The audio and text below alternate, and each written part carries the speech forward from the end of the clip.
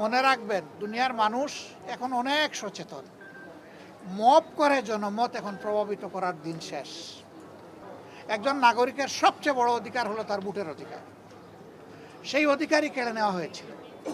একই কায়দায় এখন যদি কেউ আবার আমার ভোট আমি দিব, তোমারটাও আমি দিব, এই স্লোগান দিয়ে যদি কেউ ভোটের ময়দানে নামেন, এই যুব সমাজ তাদেরকে ভোটের মাধ্যমে, ব্যালটের মাধ্যমে সমুচিত জবাব দেবে। মনে রাখবেন, দুনিয়ার মানুষ এখন অনেক সচেতন। মব করে জনমত এখন প্রভাবিত করার দিন শেষ। ভরসা পেতে নিজেকে হতে হয় পাতের মতো দৃঢ়, ঠিক যেমনটা জেরুসালেম। সবাই জনগণের কাছে যাবে, নিজের বক্তব্য নিয়ে যাবে, দলের অঙ্গীকার নিয়ে যাবে, নিজের চরিত্র নিয়ে যাবে, নিজের কার্যক্রম নিয়ে উপস্থিত হবে।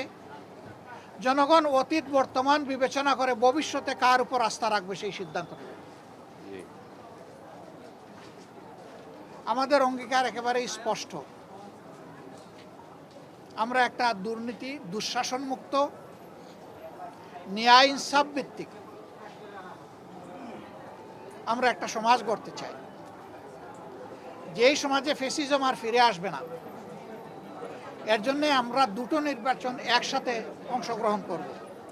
একটি জাতীয় সংসদ নির্বাচন, আর একটি হচ্ছে রেফারেন্ডাম। আজকে আমি নির্বাচনের ব্যাপারে কিছু বলবো না, এটা আচরণবিধির লঙ্ঘন হবে। ওটা কালকে থেকে বলা শুরু করব ইনশাল্লাহ। কিন্তু শুধু এই আসনে না, 300 আসনে যারা নির্বাচনে অংশগ্রহণ করছেন তাদের সকলের প্রতি আমাদের অনুরোধ, প্লিজ জনগণের প্রতি আস্থা রাখুন।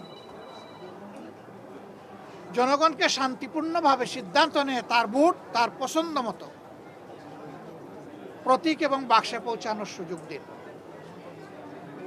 এর মাধ্যমে যেই নির্বাচিত হয়ে আসবে, সকল রাজনৈতিক দলের দায়িত্ব হবে তাকে সহযোগিতা করা,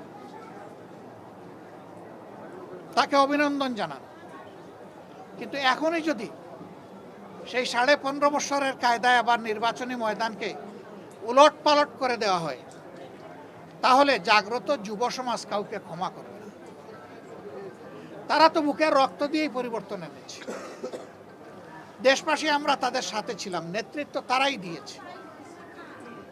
যে যুবকরা যুবতীরা নেতৃত্ব দিয়েছে, যাদের বয়স 30-35 বছর হয়ে গেছে, 18 বছর বয়স থেকে তার ভোট দেওয়ার অধিকার প্রতিষ্ঠিত হয়েছে, কিন্তু আজ পর্যন্ত তারা একটা ভোট দিতে পারে নাই। একজন নাগরিকের সবচেয়ে বড় অধিকার হলো তার ভোটের অধিকার। সেই অধিকারই কেড়ে নেওয়া হয়েছিল।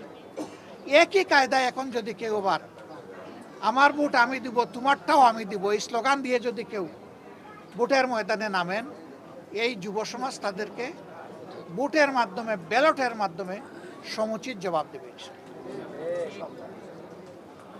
আমরা সবাইকে অনুরোধ করব, আসুন শান্তিপূর্ণ অবস্থানে থেকে পরস্পরের প্রতি শ্রদ্ধাশীল হয়ে আমরা একটা সুষ্ঠু নির্বাচনে সহযোগিতা করি। বাংলাদেশ জামাতে ইসলামী অঙ্গীকারবদ্ধ। যারা কালকে আমাদের ভাই বোনদেরকে, শুধু ভাইদের গায়ে না, আমাদের মায়েদের গায়েও তারা হাত তুলেছে, আমরা তার তীব্র নিন্দা জানাই। ওরা কি মায়ের পেট থেকে জন্ম নেয় নাই? ওদের ঘরে কি মা বোন নাই? মা বোনদের প্রতি সামান্য সম্মান দেখানো, নিশ্চয়ই তারা পরিবার থেকে সেই শিক্ষা পেয়েছে। যদি না পেয়ে থাকে, এটা দুর্ভাগ্য।